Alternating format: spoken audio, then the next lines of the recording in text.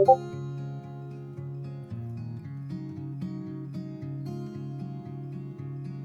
waiting in line to get to where you are.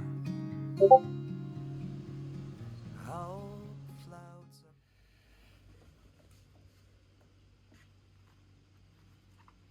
Promises will fall this time. I'm gone to where this journey Bagi sebagian ends. mahasiswa, kenaikan UKT bukan hanya angka, tetapi perjuangan untuk tetap bertahan dalam pendidikan. Even though this town's not what it used to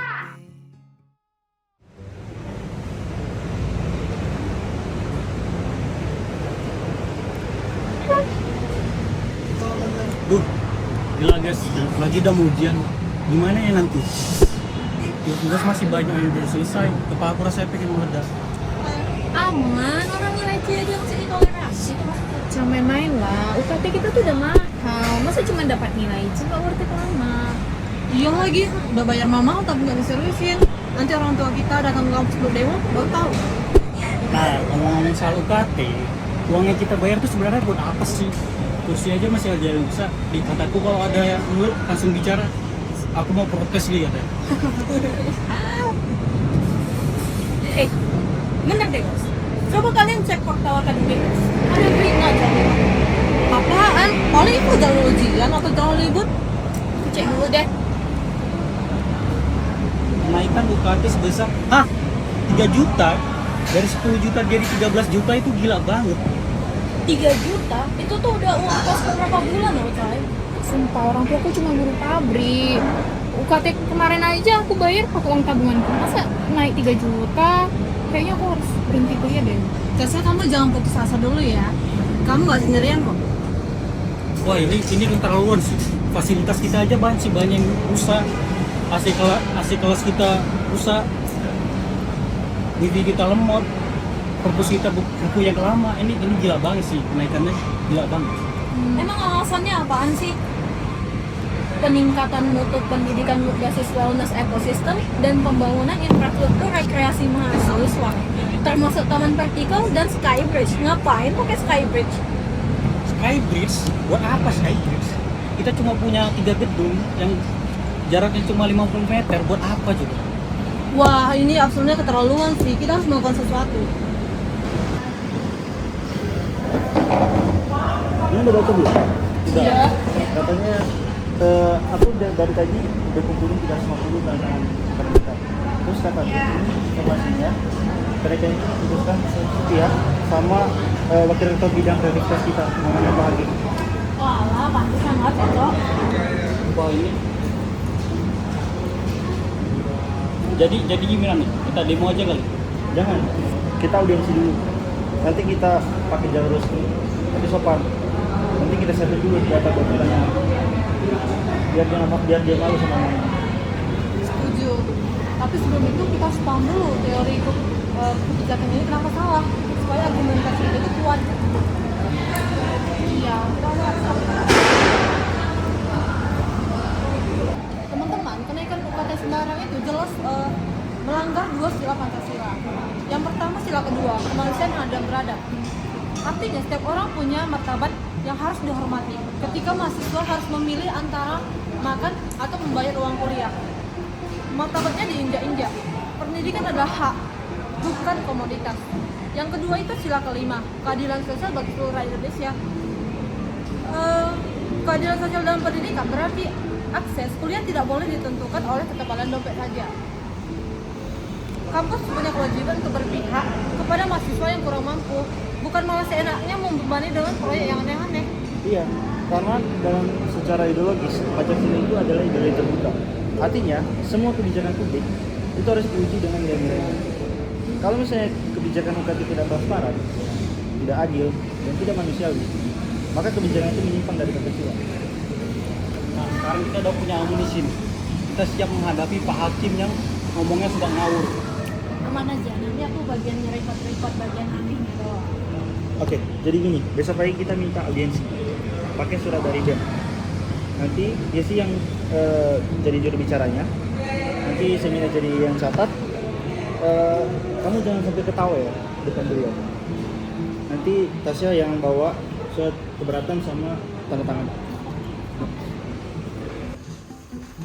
Bro, aku ada pertanyaan. Berarti kalau UKT yang lain itu tanya, bisa nggak fasilitas kita bawa? Jangan gitu, nanti kita dikira main-main. Ini kompetisi situasi.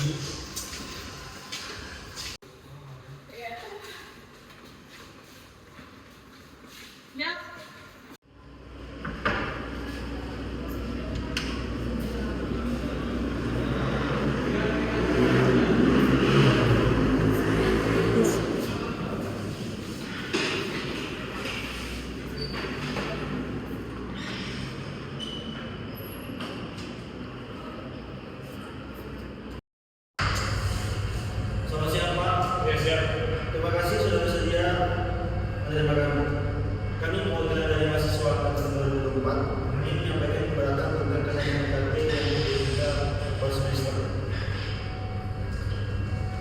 Baik, rekan-rekanku, selamat datang di ruang inovasi. Terima kasih kalian sudah datang ke sini dan saya sangat mengapresiasi semangat kalian untuk komen tentang hal UKT naik 3 juta per semester. Tapi perlu kalian pahami ya, ini bukan kenaikan, ini adalah lompatan strategis menuju kampus berkelas dunia berbasis Green Independent Index dan Multidimensional Wellness Revolution. Pak, bisa jelaskan secara konkret apa yang dimaksud dengan Green Evidence Index dan kenapa dibiayai dari UKT mahasiswa? Coba bayangin, kampus kita ini udah panas, berdebu, terus bosenin nggak sih?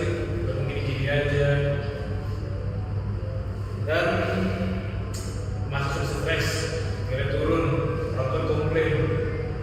Karena juga saya, coba kamu bayangin ya. Kampus kita ada Skybridge yang menghubungin 3 gedung kampus kita sepanjang 200 meter. Kemudian ada Taman Kapibara di Skybridge ya. Terus ada kolam renang. Kemudian Taman Kapibara ini apa? Mahasiswa bisa foto, bisa selfie, bisa lurus, kasih makan. Kolam renang ini ya bisa lah buat atlet-atlet renang kali di kampus ini. Pak, dari 3 poin tersebut, saya ingin bertanya nih. Yang pertama, kan katanya mau bangun Skybridge. Sebenarnya Skybridge ini buat siapa sih? Kan gedung kita, gedung A ke gedung B cuma 50 meter. Terus yang kedua, Taman Kapibara. Nanti Kapibaranya apa? Anggarannya dari mana? Terus yang ketiga, katanya mau buat kolam renang di rooftop. Bapak yakin nanti airnya nggak bocor ke ruangan dosen? Itu kita teknis nanti. Kita coba serahkan ke satu aja. Ini tentang yang itu vision dulu. Saya luruskan, uang UKT senaik 3 juta itu naiknya besar banget Pak. Dan gimana data mahasiswa kita, kalau saya hitung itu datanya sekitar 1.200 dikalikan dengan 3 juta itu 3,6 miliar Pak. Kalau bayangin 3,6 miliar itu bisa dibuat untuk mahasiswa yang kurang mampu, untuk perpustakaan yang lebih bagus, fasilitas kita ini untuk pendidikan yang lebih bagus. Sedangkan untuk berapa gitu Skybridge? Berapa Pak? Skybridge? Kalau berenang itu ibarat apa Pak? Berapa? Kamu ini berapa thinking penjelasan? Apa sih? Kurang apa ke box thinking? Itu loh pokoknya ya. Saya cuma mahasiswa Pak. Saya pilih kampus ini karena UKT-nya terjangkau, bukan karena Taman Kapibara. Terus sekarang saya hampir putus kuliah karena UKT-nya naik. Menurut Bapak keadilannya gimana sih? Pak, izinkan kami untuk menyampaikan data kami. Inflasi pendidikan pada tahun 2024 itu hanya 2,4% saja. PTS lain rata-rata menaikkan UKT sebesar 10%.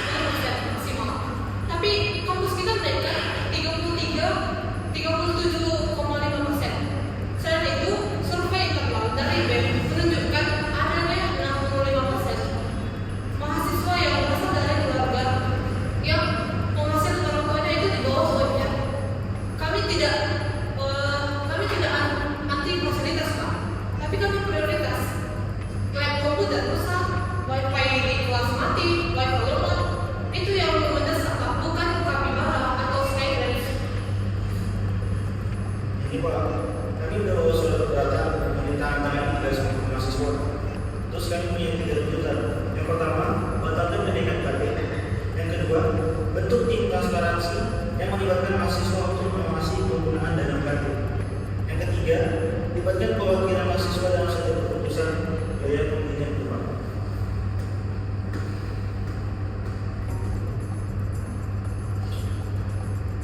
Kalian serius? Sangat serius Pak. Ini bukan soal talent atau kapibara, tapi soal hidup dan mati mahasiswa. Sila kelima, Pancasila mengajarkan kita untuk berkeadilan sosial. Apakah kenaikan UKT ini adil bagi seorang Dasyat yang orang tuanya hanya sebagai buruh pabrik? Apakah ini manusiawi?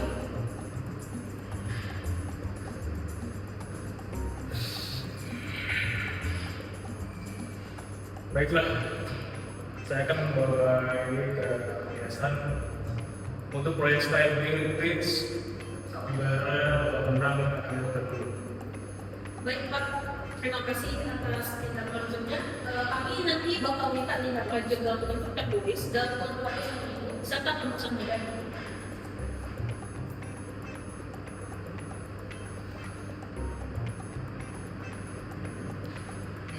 Baik, tapi kalau terjadi nama Kapibara tak berlebaran dulu ya. Baik Pak, bicara.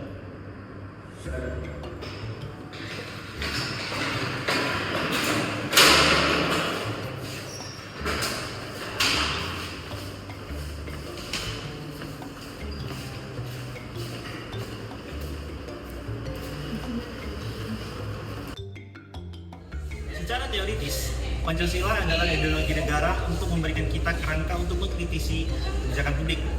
2 sila yang relevan diantaranya adalah sila kedua, kemanusiaan yang adil dan beradab. Nilai intinya adalah setiap manusia memiliki martabat. Kebijakan pendidikan harus menghormati martabat tersebut. Memaksa mahasiswa memilih antara makan atau kuliah adalah tindakan tidak beradab. Yang kedua adalah sila kelima, keadilan sosial bagi seluruh rakyat Indonesia. Keadilan sosial bukan slogan. Artinya akses pendidikan tidak boleh dibatasi oleh kemampuan finansial. Kampus wajib berpihak pada yang lemah. Apabila kalian menghadapi masalah yang serupa, langkah-langkah penyelesaian yang dapat kita lakukan berupa 1. Jangan panik, kumpulkan data dan bukti, screenshot pengumuman, catat angka, dan bandingkan dengan kebijakan yang sebelumnya. Langkah kedua, kumpulkan suara melalui petisi, tanda tangan, diskusi dengan teman seangkat. Karena kekuatan kita ada di solidaritas. Langkah 3, sampaikan keberatan secara resmi bisa melewati DM, surat resmi atau surat audiensi. Jangan langsung demo anarkis, kita bisa menggunakan dialog musyawarah, itu sila keempat. Dan langkah 4, gunakan landasan teori dan hukum Pancasila. Undang-Undang Dasar 1945, pas sila ke-31, dan peraturan kampus, argumentasi berbasis data lebih didengar daripada emosi. Langkah kelima, jika diabaikan, baikkan publik seperti media sosial, media kampus, dan petisi online. Tapi tetap santun dan berbasis fakta dan bukan hoax. Langkah keenam, jangan menyerah. Dan yang terpenting, jangan diam. Diam bukan emas, kalau didiam-diamkan adalah ketidakadilan. Dan dari institusi saya sebagai petinggi kampus, kebijakan yang baik bukan yang paling megah atau viral. Kebijakan yang baik adalah yang berpihak pada manusia. Dialog dengan mahasiswa bukan ancaman. Itu bentuk penghormatan terhadap kemanusiaan mereka. Ke depan, setiap kebijakan harus dilandasi transparansi, keadilan, dan semangat Pancasila yang sesungguhnya. Dari cerita tadi, ada beberapa hal yang dapat kita petik. Kasus kenaikan UKT yang tidak transparan dan tidak berkeadilan adalah masalah nyata bagi PTS di Indonesia. Ini bukan fiksi.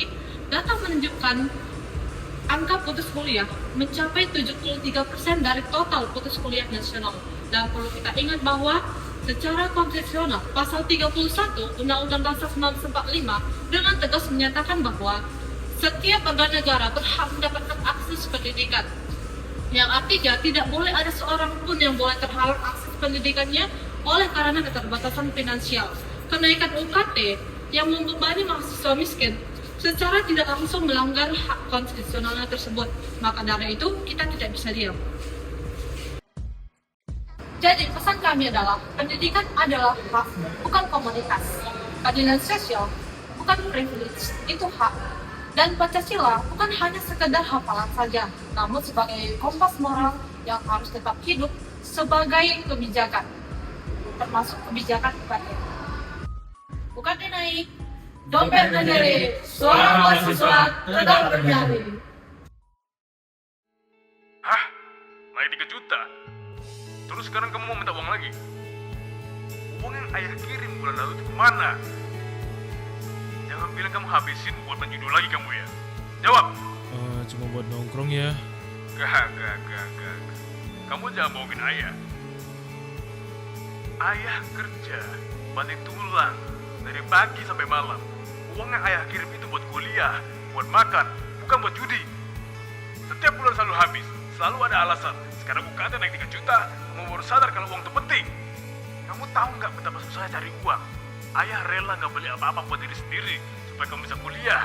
Tapi kamu malah habiskan buat hal nggak jelas. Kalau kamu masih mau kuliah, buktikan kalau kamu masih Pada bisa akhirnya, berubah. pendidikan bukan tentang siapa yang mampu membayar, tetapi tentang siapa yang memiliki kesempatan untuk tetap belajar dan berkembang.